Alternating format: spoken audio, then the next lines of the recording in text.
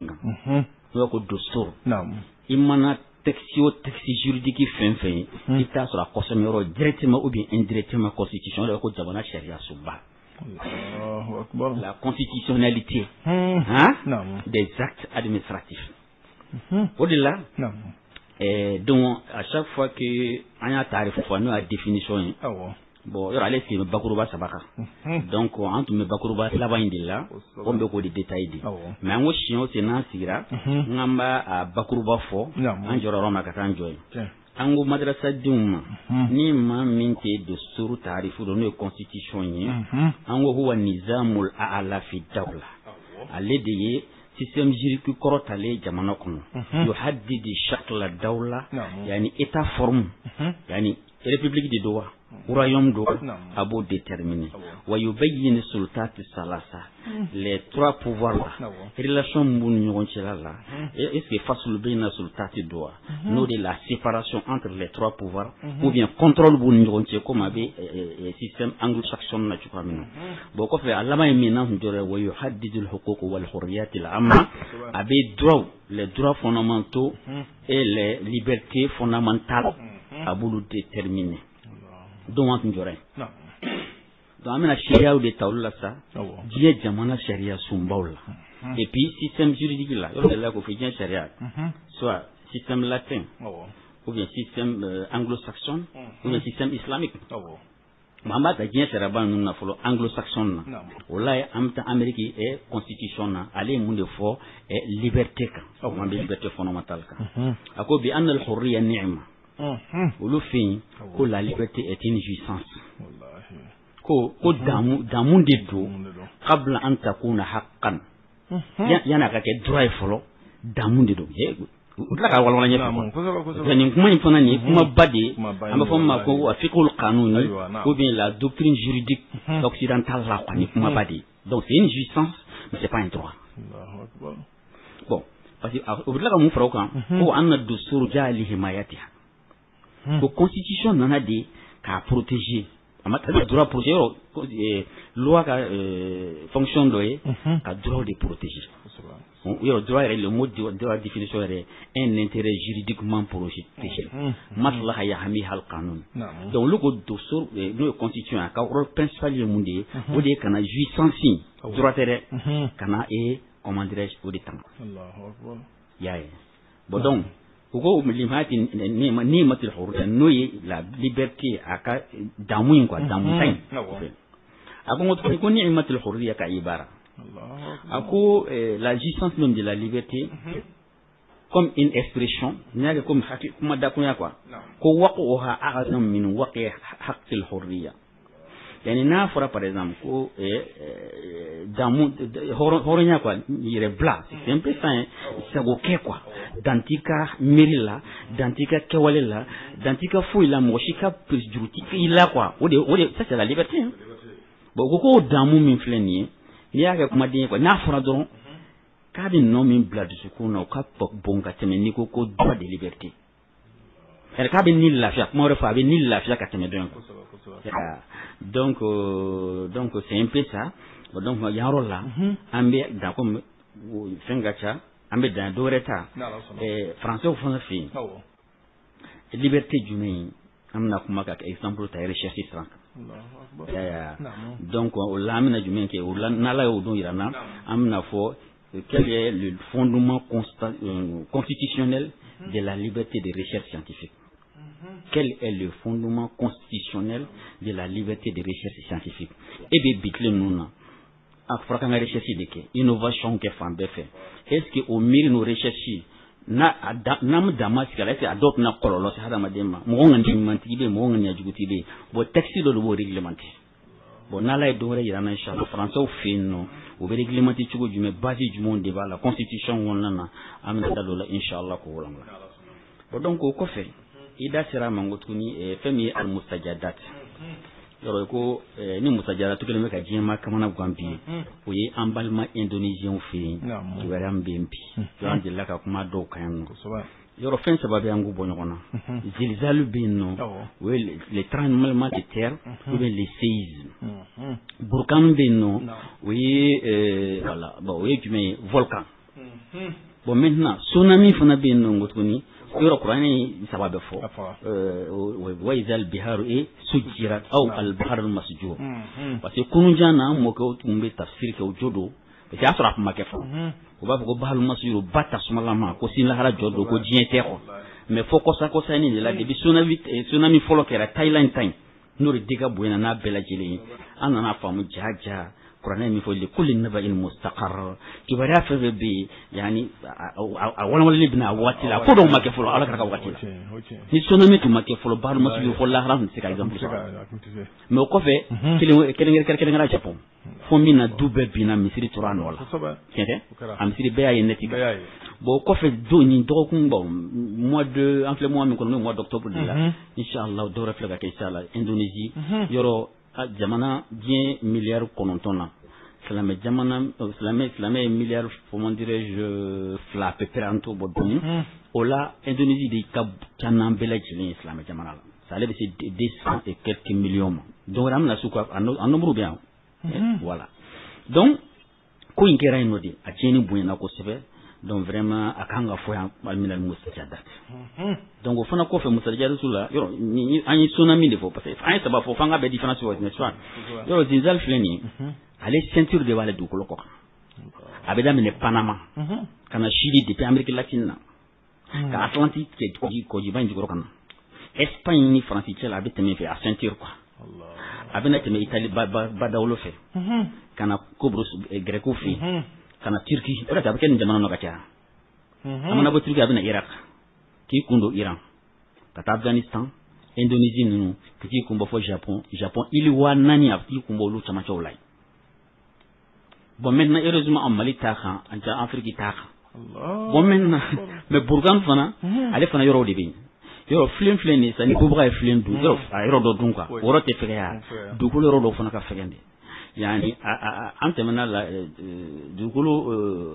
fin a gidronji mun ji ulle mun ba ambi tasuma kammi ji goro do golo joro quoi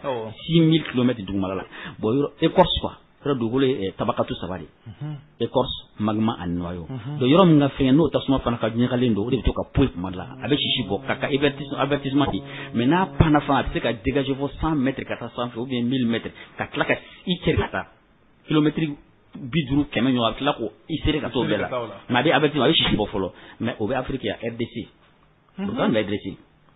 ale abi fana ayro ko jama chamana mais ngara mo ni ya do ye charbon quoi charbon mi nyaka don chuka na be abina tindi kulu ibe fara de ko ambe charbon mi nyaka chuka na ka tasuma ni ma jahana maye quoi ne volcan iklara bon ni tsunami fana modla ale taye jini tsunami tadi dukulo yere baji ko no ma tasuma lama yoro Thailand tankira 50 mètres sans faire la kasoro ki kunda dukuka ka continent ta kunfele fa kunfele anyon de gamake bon ni anyon ko ni ala islam jamana interabala ya fa anyon islam jamana pati Indonésie donc vraiment me do kala ka akoke here ya rabbi ya Allah donc là me kuma sigi mani fem bi fega foni flaka yana ngatlo funa flala ngakuma sigi mani refa sambe ku crowd la dara kira ni simen yere la daire sur la boratele la ni so jakodo o ya yam betumbe jorlendo ambaye min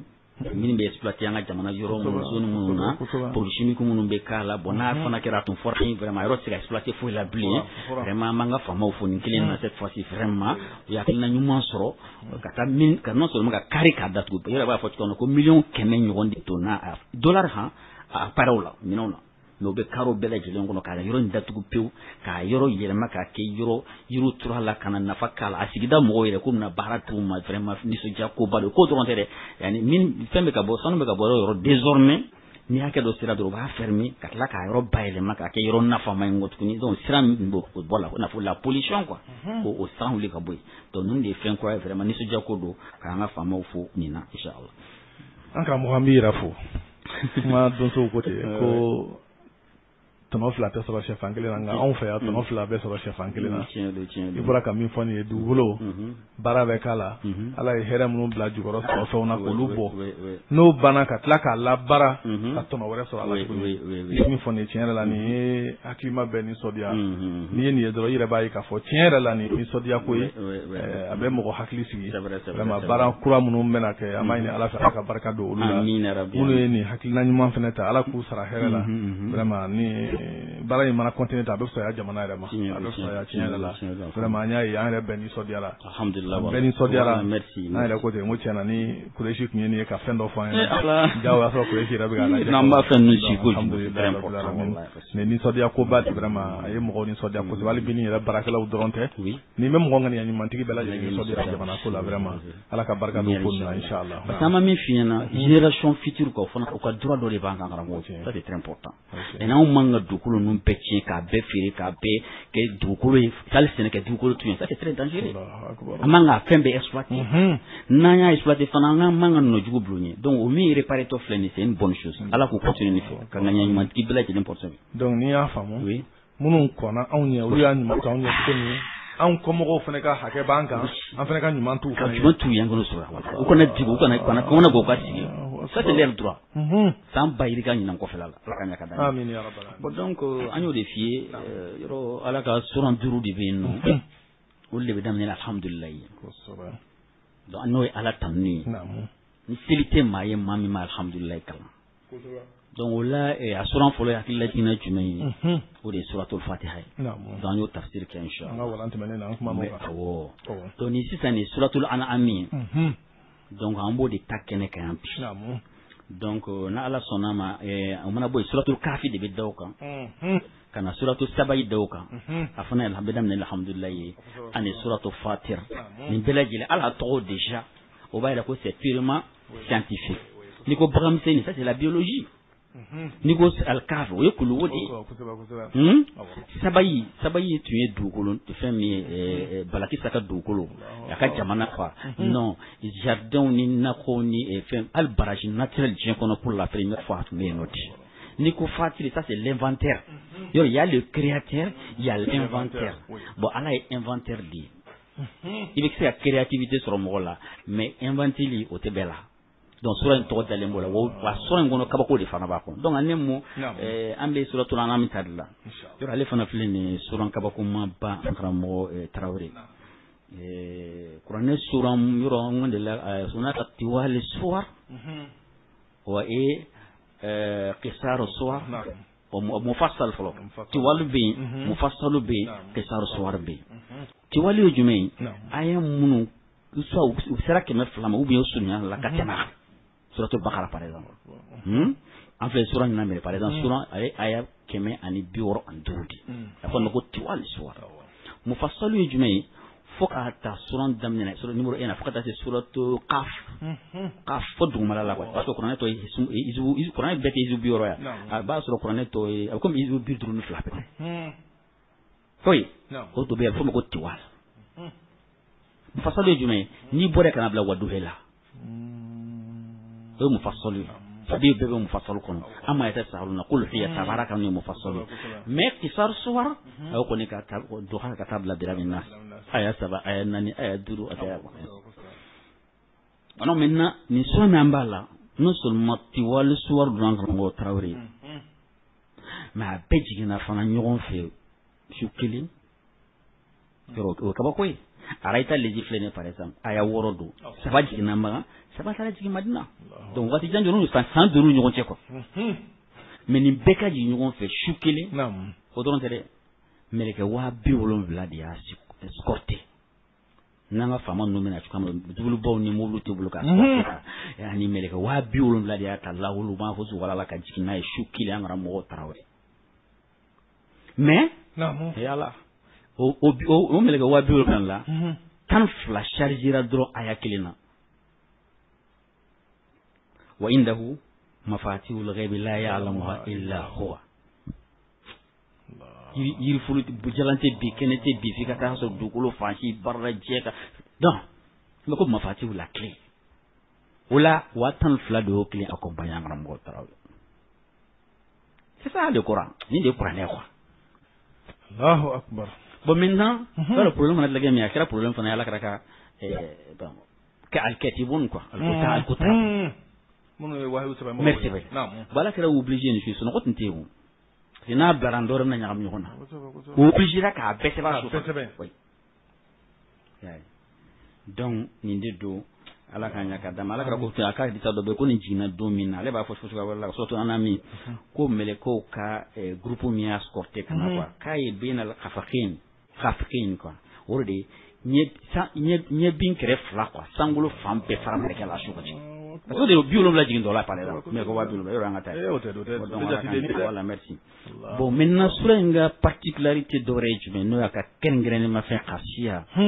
odi tawreta damna ni alhamdulillah ale aya folen quoi alhamdulillah alladhi khalaqa as-samawati wal arda wa ja'ala az-zulumati wan nur tawreta damna no bi angramo e tawri ba tara labani miye قل والله عبيد الرحمن أيام تدعو فله الأسماء الحسنى ولا تجهر بالصلاة ولا تخافت بها وابتغي بين ذلك سبيلا وقل الحمد لله الذي لم يتخذ ولدا ولم يكن له شريك في الملك ولم يكن له ولي من الذل وكبره تكبيرا توريت لبنان الله أكبر جاي ونمك مؤمنا ملكو بك سبحان الله مثل كلنا سبحان الله فكم أنا هذا ما كنت أبي جامو ملكا وابيرون donc ko kira da mana manga fo sangulu be lera ashu mala kala fana mega fo raka fana mega fo de ko subhanallah rabbiyal azim subhana rabbiyal azim ay fo shiya sabah ka suran bay riso ko an ramu wa sabati daga fo fana ko ni mammi aya sabah ala kala kari sabo jabiri de amafle mam mana aya sabah kala ni sura damne la ko katabla wa ya'lam ma taksibun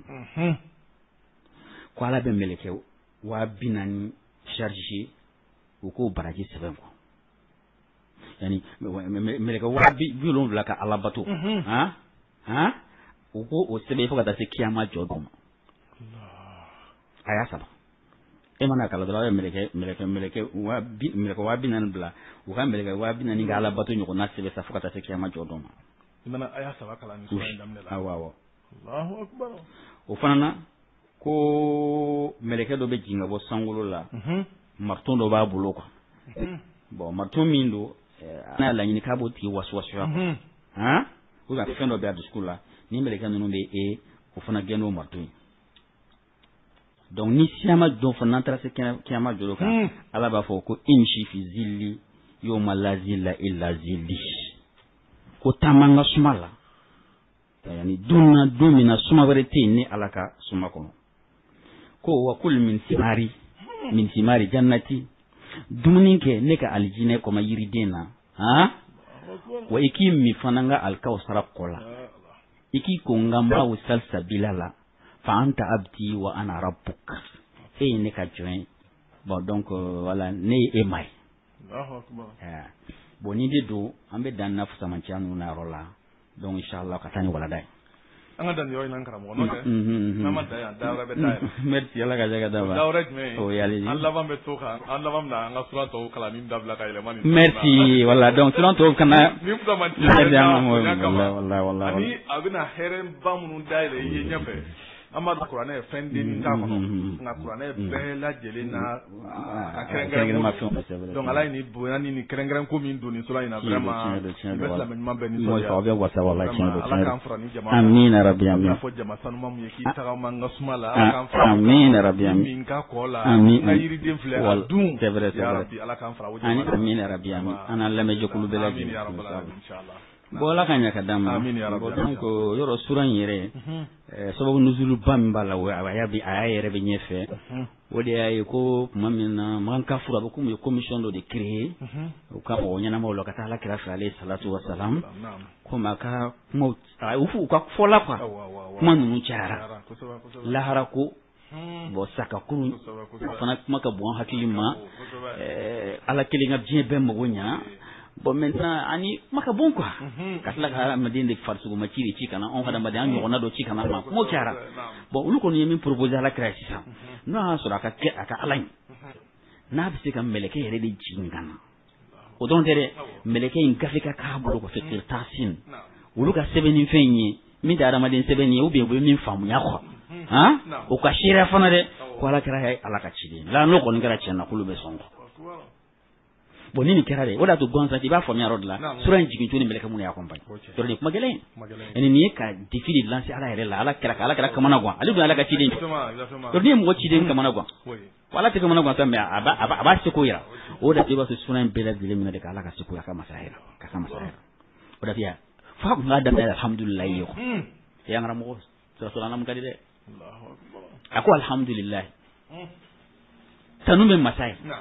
hali yan fɔlɔ de istighraq nani tanu bɛ ala ye lahalaya bɛɛ lajɛlen na sanga ani wagati wa yɔrɔ bɛɛ lajɛlen na jalaki yɔrɔ tɛ maa min na fɔ de ma ko alhamdulilayi o la ne ta fɔ lillahi alhamdu mais alhamdu n'o fana ye fɛn wɛrɛ allazi ala jumɛn ko don khalaqa samawati wal arda ni balagatigiw fɛ u b'a fɔ ko jawhar mutakallimina b'an fɛ silamɛya la olu de ye hakili jagabɔlaba ninnu ye quoi u ko nin ye ko ala ye jawharu fɔlɔ de fɔ fɛn min ale t'i yɛlɛma parce que adamaden sa i b'a sɔrɔ an kelen o kelen bɛ kunkolo bɛ bɛɛ la sen bɛ bɛɛ la kɔnɔbara bɛ bɛɛ la disi bɛ bɛɛ la o tɛ yan o de y'an jawharu ye mais dɔ fini bɛ dɔ jɛlen bɛ dɔ ka surun donc o fɔ ma al-a'rat min bɛ se ka don min bɛ na ka taa min bɛ se ka falen donc khalaqa samawati wal ard ale de ye nature min n'an ɲɛ b'a la tan sankolo minnu filan kunna nin ye ani dugukolo ale de y'a da o kɔfɛ dun a bɛna aradu de fɔ sisan wa ja'ala zulumat wa nura a ye dibiw kɛ ani nɔrɔ bamanankan don dɛ n ko dibiw pluriel wa nura ani nɔrɔ singulier bangan jɔ o mun y'a to ala ye dibi kɛ caman ye ka nɔrɔ kɛ kelen ye an karamɔgɔ mun y'a to ala ye dibi kɛ caman ye ka nɔrɔ kɛ kelen i b'a sɔrɔ an ka fiɲɛ minɛ fɔlɔ an bɛ sɔrɔ k'o walawala n'ala sɔnna ala ka jaga da merci shukran فالأوطان للإيمان جعلوا فيها الإنسان مهما كان في الأديان حاجا لو أتى الكفر طلع البدر بزغ الفجر هيا مسلم للنصر طلع البدر بزغ الفجر هيا مسلم للنصر إن البدر ثم الفجر يعني قد زال الكفر طلع الفجر بزغ الفجر هيا مسلم للنصر بل ما لمن كلا وهل بك وفك أول من دون رجل يتسبح لله التفسير العلمي للقرآن الكريم الشيخ بورو أن ورونا أبو كان لك سنان كرمو الشيخ مولاي هادي قريش أنت ينسى كنا سينبوني أنت كرمو حمزة فيه لأنسى نيكا مسو كنونا أنت كرمو أمبك مسجيما أي ما بلايرومي muna ala ye dibiw kɛ caman ye nɔrɔ a y'o kɛ kelen ye tiɲɛ don i bisimila tiɲɛ don an tun danna ala ka ɲa ka d'an ma amina ya rabbi effectivement y'o de fɔ yɔrɔ ala filɛ nin ye tuma min na suratul fatiha an y'a ta yan karamɔgɔ tarawele yen nɔ kuma na ya rahman rahim maliki yawmiddin a bɛ ka kuma yɛrɛ kan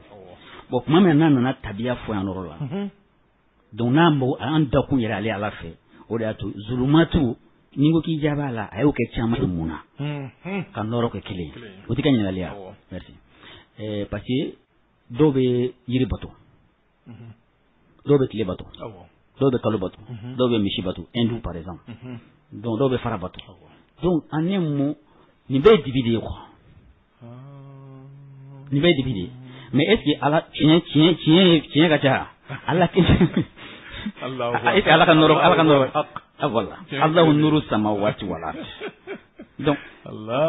comme tiɲɛ ye kelen de ye o tɛ se ka kɛ fila ye bon nkalon ka ca ja'ala zulumat fɛn dɔ bɛ bato n'o tɛ ala o bɛɛ ye dibi de ye jaabi kɔni tɛ a banna kuma banna a banna dɛ wallahi voilà bon n'i y'a jaabi o de dɔw b'a fɔ yɔrɔ mɔgɔ hakili la ko dibi yɔrɔ en réalité fana scientifiquement comme science kɛnɛ kan yan dibi ka ca nɔrɔ fana ye ala ka nature yɛrɛ la parce que filɛ nin n'a bi yɔrɔ an ye ɲini ala de a bɛ fɛn kɛ de min fana bɛ hakili bɛ sɔn min ma ka sɔrɔ a yɛrɛ ta k'o fɔ n'i bɔra duguma ka taa sanfɛ an karamɔgɔ tarawele après 200 kilomètres i bɛ digi fin de la fo tile hali ɲan bɛ tile yelen min na nin de n'a bɔra tile fɛ a bɛ kɛ komi karata wo fɛ ni i tɛ sin ka ni yelen min donna i tɛ yelen misɛnnin yan a bɛ cɛncɛnmisɛnnin a bɛ kɛ ten de n'a nana se 200 kilomètres a bɛ fara ɲɔgɔn kan ka sɔrɔ ka jigin ka projet ta anw kan nin cogoya in na wali ji fana jukɔrɔla la n'i tɛmɛna 200 kilomètres kan ji donna quoi pati sakɔnɔ fana ye dibi fin de iza akhraja yadahu lam yakadu yaraha donc o da to yaro la ko zulumat wa fa ko zulumatul kufr wa nur nurul iman c'est ça apa mera ni sona ayan karamo kuma kon den ko halaka nyaka dam donc summa allazina kafaru sade menin be ko fe mo mun kafira no zulumatu tugun ya to kala directement dira bihim ya ajiluna yani u kunanga sangulo dale ko fe anye o de ya dukulin dalen ko fa mi fara yalla so ko fe anye tanunga ngake masamminyi to lu mo ke minge don ya ay dalu donc u ko don tiema jengeni de fen ko ikanga minge ni make donc ni aya folo flama chama sileme ka notice ko manye futa manje amun fo ya nan tra tava na ma bodo menna ko mi ngali min kera la amma dalama amma digala de ma badama parce que ko digala la duzuguntigi de fe me di duzuguntigi la bo maintenant usrubu amna do balagala bo moti balaga ngato ka balaga bamana ngamfo arabu kuma dusu ka ma kuma ko balaga kuma fo ka satama fietala la yini sola bo lu ba fo ni usrubu ma e sutu ni sura nyira asili me usrubu flaka ko indira la ala la chukwa na e usrubu flaka balaga lo jume at-taqrir wa talqin yani ka fe sabati kwa takrir ko ka la sabati aba fo mi ere be so ko de ka ila sabati talkin ka du hakilal na majayi bo ya tay takriru de ika ira ka sabati ko huwa ko man ni mandon mena nyere foyi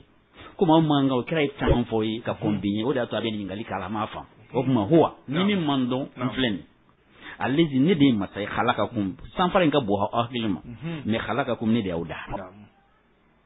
kabamuna min tinin kuma do ya bon kuma don so ba fo ni ro fana ma ko bolo fara be fara lasirika yudafu al-far'u ila al-asl an bolo fara de jeni lasiri an fa adama o dalla ka muna bugo tende kisona bo suma in ko fe sade an dalin ko fe afa adama na an kada ajalan ayi comment dirais-je ajal loke noy sangay ko kuma chama we sangay na ya an kilo nga sangabi ibina be sam bishegin ko min kiyan san ke men ko min kiyan no obe ko an fa na ma fa na din folo fo ka tabla Allah bano fa na ajal no jiye an wa hadama dina jiye shi wa ajal musamman indahu ani ajal warabbi wakati wore dan tigale bale bolo o kiyama jodam ni ando bitalla bamina Allahu akbar ajal ka fly summa ni be ko fede antum tamtaruna abe susoli ke ni ko ba ko nuna alpine de ni be sangulo ni dugolo ko fe ka were da biologiquement ya ran anjoya aya folo me kuma mundika atara kuma astronomie nga sanfela la samawi sanfela di astronomie de astrologique kana kuma dugolo kan o géographie yana jume an ka on da bo jume arola ne biologie biologiquement fana nyawda yaay ay si branche fla no asra mata roja wa huwa nimbe ko fe ni wa huwa flana ni sulubu jume takrir وهو بكر نكون تقرير للتقرير وهو نما على دون هو الله ندي علي وانا جوان وتكون وكو في ان خافض هنا خافض قرا جمعي على بتشغو دي سانف هو حسفل نو تيان كو ودي المعبود المعظم وهو الله في سماي وهو الله المعبود المعظم في السماء واتي والارض شوف الارض yani alde masabaya buene mbe mbele ka ufe wa abatule mbe ma'ud no te sebane kuma don so de bo fani fi samawati sans fara wulun fa bela sans exception to ranga jema masaka no bi asudi ka masala me ibuene te fando jama do fe jama do bi do wa kende mere par exemple solo ida du fangale ba tife du di par exemple inshallah du ti do male buene no wa fil adi du ko fana betene bonin be ko fe aka seba ya joro jume takrir lalsa ya Allah musirrakum parce en plein ici ça en chiti nyon kono tado de na nyon kono tado wallahi ni ma chama betle nyon tado yela nyon fe ha ibe muruga ko ngara botra isali sande ka tasuma wilo de kadai ki to chien ki molo ko de kadai mais ala ya ba tre ti nyon te ka fem bele jedenke do da to fale an kilo ko ya Allah musirrakum wo kene de ko sirrakum jombe wala foni ti c'est la dit la de foni kungulo ti la ni ti nakili donc sirrakum en réseau quoi réseau va ta la défi ah akbar pero si ça bi réseau qui fait à communiquer wa jaharakum wa ma min dakana kan fana mɔgɔw ɲɛna mɔgɔw kɔfɛ k'a b'a bɛɛ kalan donc an ka kow dogolen foyi sigilen t'a la nin tɛ takiri usubu k'a ka se b'a ye talaqatu qudratillah anw yɛrɛ ko an ka kuma la ko fɛn dɔw ɲɛgɛn b'u kɔ kan ko adamaden ɲɛgɛn b'a kɔnɔ mais adamaden kɔnɔna kɔ kan a bɛɛ ɲɛgɛn bɛ ala ɲɛ o tɛ ala fan fɛ adamaden ka ko la i tilara kuma la une grande contribution donc wa ya'lamu ma taksibun ni dɔrɔn tɛ dɛ yɔrɔ n'i ye kɔnɔna kow ni fɛnw ye mais a bɛ fɛn kalama fana a bɛ fɛn dɔn dan bɛɛ lajɛlen na taksibun na a bɛ min sɔrɔ mɛ kuma dɔ bɛ yan a tɛ fɔ ala ma yɔrɔ filu dɔ bɛ o tɛ fɔ ala ma verbe dɔ bɛ yen non o tɛ fɔ ala ma i t'a fɔ yanamullah o bɛ yan donc bon maintenant a tɛ fɔ par exemple o n'a ɲɔgɔnna bɔ la taksibun na ale bɛ fɔ mɔgɔ ma ni fɛn min a ka wale la a bɛ ka tɔɔrɔ dɔ ɲɔni ka nafa s'i ma o bɛ ala fɛ yan anw de mana bɔ sɔgɔmada fɛ an bɛ danger éviter ka taa hɛrɛw ɲini ala bɛ danger jumɛn éviter danger bɛ bɔ ale yɔrɔ la donc kɛsibu de y'o ye quoi i ka wale kɔnɔna na i bɛ ka i yɛrɛ tanga kojugu ma ka ko ɲuman sama ka s'i ma o de kɛsibu ye donc nin tɛ fɔ ala ma donc aya sabanan min n'an y'a samancɛw fɔ sisan dɛ ala kɛra ka min yɔrɔ den ma troisième aya an ka taa ŋo tuguni a ko wa ma ta'ti min ayati rabbihim an karamɔgɔ Tarawele ko nin dɔrɔn tɛ dɛ man kafiru ko kunna ka gɛlɛn ka tigɛ kɛlɛ dɛ ko aya foyi ti ninnu ma min ayatin yani ma ta'ti min ayatin aya foyi ti ninnu ma min ayati rabbihim kamini a bamanankan jateminɛ dɛ min ninnu bamanankan jateminɛ kamini u ma ka ayaw la ko an k'an jɔ si min fɔlɔ bɛ yan filanan bɛ kɔrɔ tɛ kelen arabukan na wa min yɛrɛ kɔrɔ ka ca yɔrɔ ma ayati rabbi bon min filɛ nin ye min le lafi quoi ni ko ma fi dari min ahadin o kɔrɔ mɔgɔ kelen tɛ so kɔnɔ bon donc maintenant comme dɔrɔmɛ tengu ma indi min malin dɔrɔmɛ tanga tengu mais ma indi malin ni ko nafolo tengu dɔrɔn a banna donc 30 bɛ yen 200 bɛ yen yɛrɛ 1000 yɛrɛ mais wari caman tengu n'i ye min nati dɔrɔn ko foyi de tɛ donc o tuma ala ko de sa aya kelen si tɛ yen ko de bɛna ninnu min ayat kamini y'a ye dɔ in tɛ kelen nin ye kamini ayat a fɔ nin ma min tabi'id dɔya kamini ala ka kabako dɔw la nin ye baden n'o tɛ min bayaniya fana bɛ yen donc a kɔrɔ ka ca quoi donc illa fɔ dɛ kanu anha muridina fi ka taa sɔrɔ u y'u kɔ don a ye ma sɔn a ma u ma convaincu ni a ye u bɛ tila k'an ka kira tɔɔrɔ bon a bɛ exemple fana di n'i ye fɛn fɛn i bɛ exemple de di fakad kazzabu bil haqq tiɲɛni na certes danganiya sira ma u ye nkalontigɛli kɛ ni tiɲɛ ye n'o ye kuranɛ ye ou bien dɔw ko ala kira k'o tɛ tiɲɛ mais o y'a kɛ tuma min est ce que a ziiri de bɔr'u ye ou bien a film de bɔr'u non ko lamma ja'ahum a nalen k'u ma dɛ mɔgɔ ka lakali tɛ dɛ lamma ja'ahum lorsque tuma min na nanu mais ko in problème ye min ye faso fa sɔɔni dɔrɔn quoi ne ala tɛ kɔrɔtɔ fo de faso fa mais yan yɔrɔ la sɔɔni min don sa bɛ yen sayalamuna bɛ yen bon faso fa ye fitiri long de bon sa ale ye fitiri long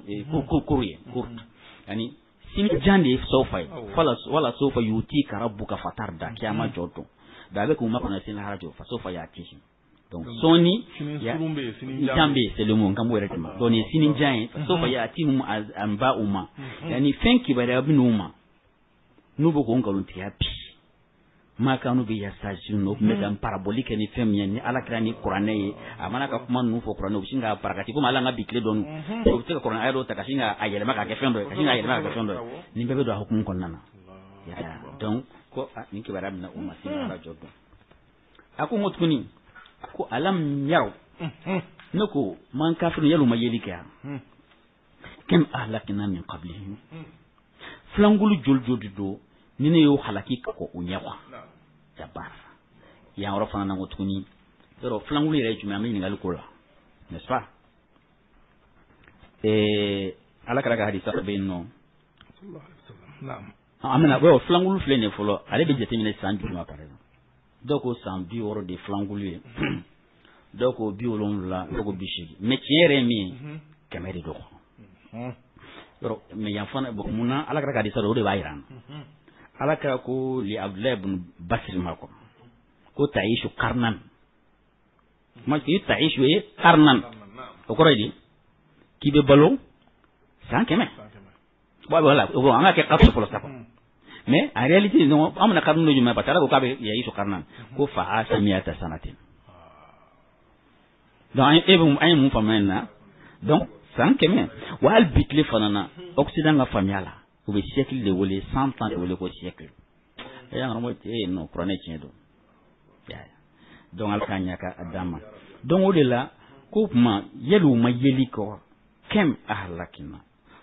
من قبلهم من قرنين أني هلكلي ككوني كم نفلان كل جل génération مكناهم في الأرض منو أني سبايا دوما وتمي سوجان جو كتمي أوكا ما سومتي ما كاو ما يتاجي دونير توكا على ذاك راسو دجالان يتنو يوا كلام كفرا توبخا donc وبي إذن بوتنبو بلو ويكبكو كيكوا donc makannahum fil ardi ma lam numakkin lakum amma min yogo sebaya dawma anga jo andon yani pour que ka anga ni histoire fo amé de histoire comme doni yoro arabu pipirere wutun tlalembe halul badwi quoi wa ahl hadar naam bo al foko shimal jazira al arabia wa janubu jazira al arabia naam janubu tindiri yamani ولتي يعني شعب متحضر بدوي حجاز دوبا سفارف مي مغا يسربا اني طائف نون تو ما ديفلوبي الدون ابيكم اوني امريكا تشيبي تشوا مينا بي كلي من دلانا اني جي فامي الله افانياتي donc non seulement nous quand vous mettez mais nous connaissons les différences les mais voilà de quoi qu'il a dit de là yani awni nunti yaman kan nuni fen yoro adagaut me yaman dugulo deka n'est-ce pas ani chaman temena al abrahata ni fen ya abrahata be wuli kabna magan kele pasa do kapital to ane mo se baya badi tumuri nyon cela la fan falan donc maintenant mais comment do fana be yoro kuma don so fin al sanga fota balaga ko yotab kan iltifatu bi ni fana qur'ana gundo baro afanya Allah o jume ala bi ato abeka kuma o fe ni mo re 600 abika kuma ala grafere abika kuma mo wala fakashini akuma nyeshi ala kama dete odi yani min al-ghaibi ila al-mukhatab parce que hum ununu de foran kan lakum fa numakkin lakum woro fana biya wa arsalna sama alaihim midrara o ko fe anga futa manchiya alsa nunu kan nu anya minke nu yo mo kawya to jume ayo misaliata alkada sanji drom wira ka intelligence tede fakili jate de kwa chefiri de nere faveur do kuyo mo kawyo wejumei ni sanji shuruka midrarunde bil ghazara abondama ka shuru de midrar ana fama fana de oda to nyafi sabai amana sama abanga suran nuna anramo no fikum sabai pare que barrage naturel de Tumbe jibina toire mako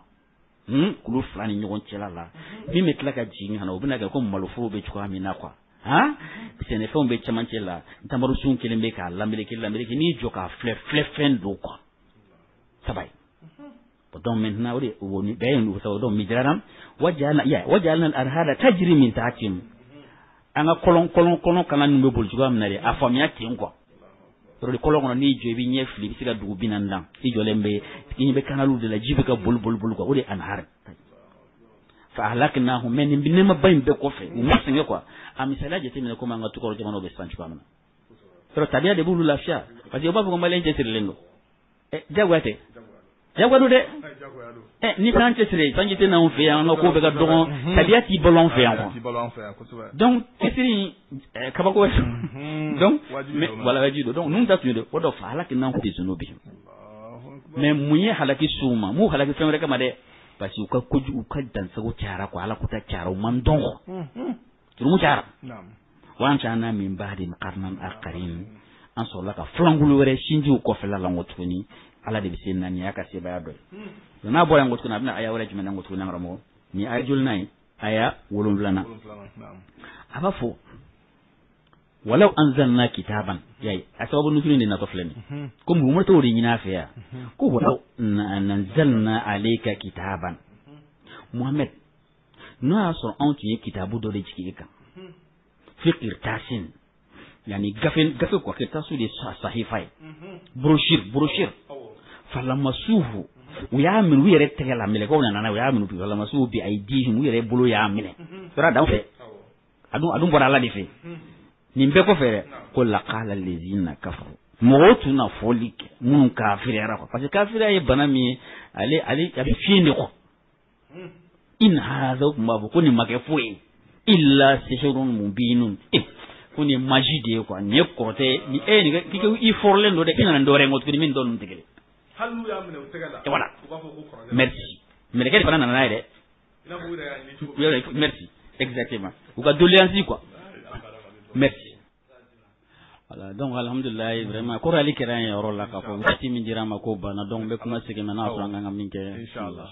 ayiwa n balima lamɛnnikɛlaw an karamɔgɔ y'a fɔ cogo min na wagati kɔni a sɛbɛkɔrɔtara ni Ala subhanahu wa ta'ala ka jɛn bi tan ye an bɛna jɔ nin yɔrɔ in na laqala allazina kafaru in hadha illa sihrun mubin ni Ala ye an balo ka se sigiɲɔgɔn na wɛrɛ ma inshallah an n'a daminɛ o yɔrɔ kelen in na foli ni waliɲuman dɔn barikada a b'aw bɛɛ lajɛlen n bɛ kuma segin karamɔgɔkɛ yɛrɛ ma ni foli minnu b'a bolo an ka sɔrɔ ka kuma in wuli n'o ye inshallah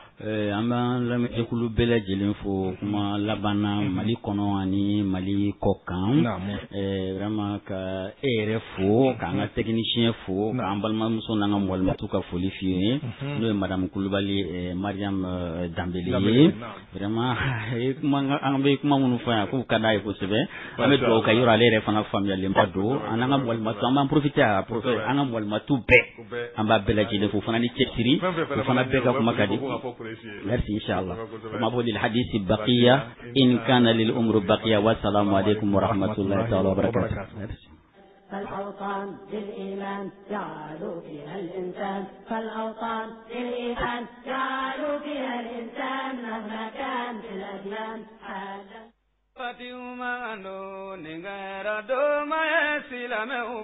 ita ka kɛ lafiya kɔnɔna na ni ka tila ka tɔnɔbɔ f'i ka baara kɛ ni a dɔnbagaw de ye o de y'a to min ye groupe STV voyage ye olu kan bɛ k'u jɔ aw bɛɛ lajɛlen jigi kɔrɔ i y'aw ka billet kow ye ka taa se a ka hijitaw ma kɔrɔ n'a ka diɲɛ yalaw fo ka taa se a ka mobili location ko bɛ nin baara bɛɛ lajɛlen kɛ aw ye STV voyage ko nisɔndiyalen b'a jira aw bɛɛ lajɛlen na a ka billet d'avion ka bɔ Bamakɔ yan ka taa Jeda ni ka tila ka segin Bamakɔ min ye aw jigiyɔrɔ ko ye a n'aw ka dumuni ko kan bɛ ka sɛgɛsɛgɛli kɛ nin bɛɛ lajɛlen na jango ni siga na kɛ basi ni tɔɲɔ ye aw ma wa min ye aw ka taaliw ye a bɛɛ lajɛlen bɛ kɛ karu de kɔnɔna na karu minnu n'olu labɛnnen bɛ a ko kama a ka taa ka segin Medina Maka Mina Arafa ani Muzdalifa u jɔlen bɛ ni nin bɛɛ lajɛlen ye min ye aw ka carnet de vaccination ye o bɛ u ka bolo kan wa maa de bɛ da aw kan maa minnu bɛ yen nɔ ni baara in a ɲɛdɔn bɛ olu la jango a bɛ se ka bilasira cogo min na a ka hiji nɔbɔ min ye hiji yɛrɛ ye ka kɛ jango fili kana y'a kɔnɔna na cogo si la u b'o labɛn bɛɛ lajɛlen sabati ni aw ye sabula kalan kɛrɛnkɛrɛnnen yɛrɛ fana bɛ kɛ u ka hijiden bɛɛ lajɛlen kun n'aw kɔni bɛ fɛ ka taa STV voyage fɛ min ye sɛbɛn minnu ye n'aw kan ka taa ni o ye carte nin na carte d'identité ale photocopie fo ka taa se a ka wolosɛbɛn ma ka taa bila photo 9 na n'a ye nin bɛɛ lajɛlen fara ɲɔgɔn kan min ye STV voyage ye ale yɛrɛ b'a tɔ bɛɛ lajɛlen ɲɛnabɔ groupe STV voyage u yɛrɛ filɛ nin ye aéroport sira la ka ɲɛsin 30 mètres ale boulevard kan immeuble Mohamed B Dancogo Kalabankura ACI la ni aw mago bɛ kunnafoni wɛrɛ la nin ko la a ye weleli kɛ Lamine Traoré ale ka nɛgɛjuru sira ye 20 28 15 34 75 39 56 10 n'o y'u ka PDG walima Nana Sangare 66 55 72 41 o y'u ka directrice ye groupe STV voyage k'u bɛ dugawu don de kɛ hijita ka segin Alahu Taala ka nɔgɔya alisilamɛ bɛɛ lajɛlen ye. Yɛlɛdoma ye silamɛw bolo.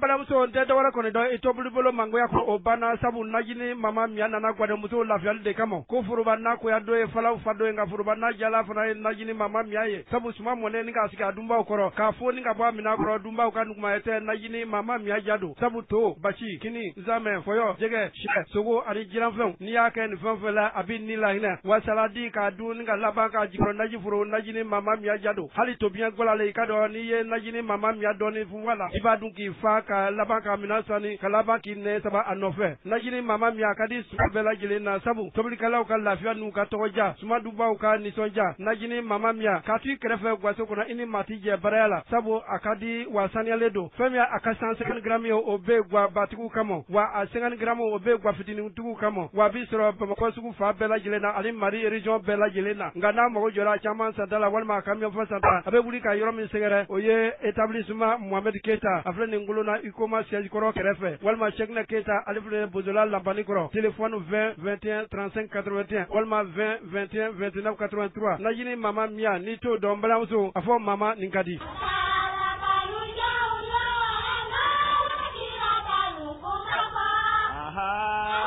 Ya Zulu Jalali wal Kiram,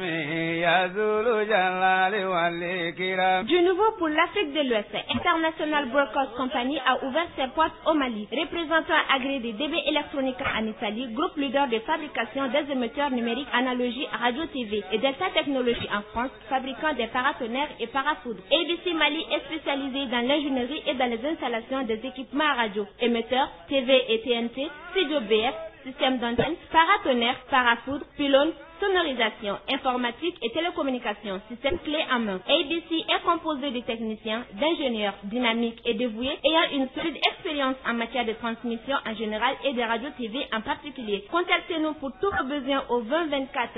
05 04 et au 20 77 98 40 à Djibouti, immeuble Kaniaga sur la route de Koulikoro, Kontengui à Oumousang. Email est abcmalissar@gmail.com ou notre service commercial se fera un plaisir de vous présenter toute la gamme des équipements disponibles. Professionnels des multimédias et télécommunications, ne tardez plus, ABC vous attend.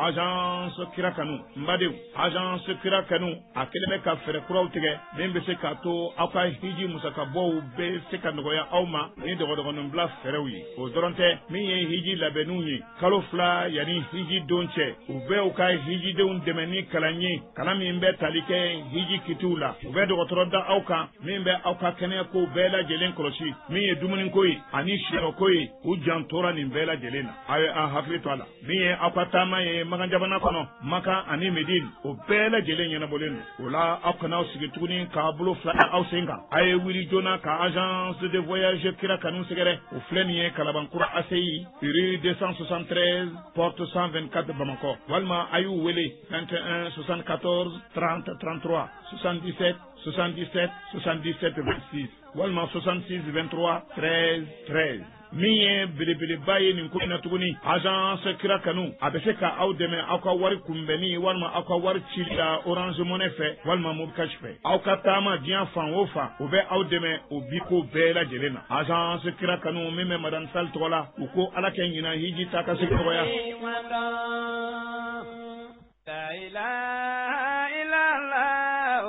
la ilaha illallah. IBC niko IBC iko radio so ani teleso minau nyuma soro yoro ka IBC to yi au kana hamintu ni au ka radio so ni teleso minau nyuma soro yoro kola sabu IBC na lendo ne o minau chaka yin kana to au la fiali kama wanye minau sanka nimisa alibi emase IBC la ni se IBC la famille emetaru tele ni radio tai ko kata se 100 megaru ni 100 peron kumeni ma ona nyogona wero au ka minau sanen ko fe IBC la technicien bu bolo munu mese kata minen nunu monte awe bengan folen kose u flane jelibula katinga umusangla uga nega juru sira muga nani fu ani juru fu ani nani walma muga jolon vlan wolon vla bi kono ton shegin binani IBC arajo soni teleso minau nyuma soro yoro La ilaha illallah. Wala sa kaula fiya sa fnekula Hauye société amna ta kuna tika kukaje ka utakalanye hawo kukaje koni baram su marki kofe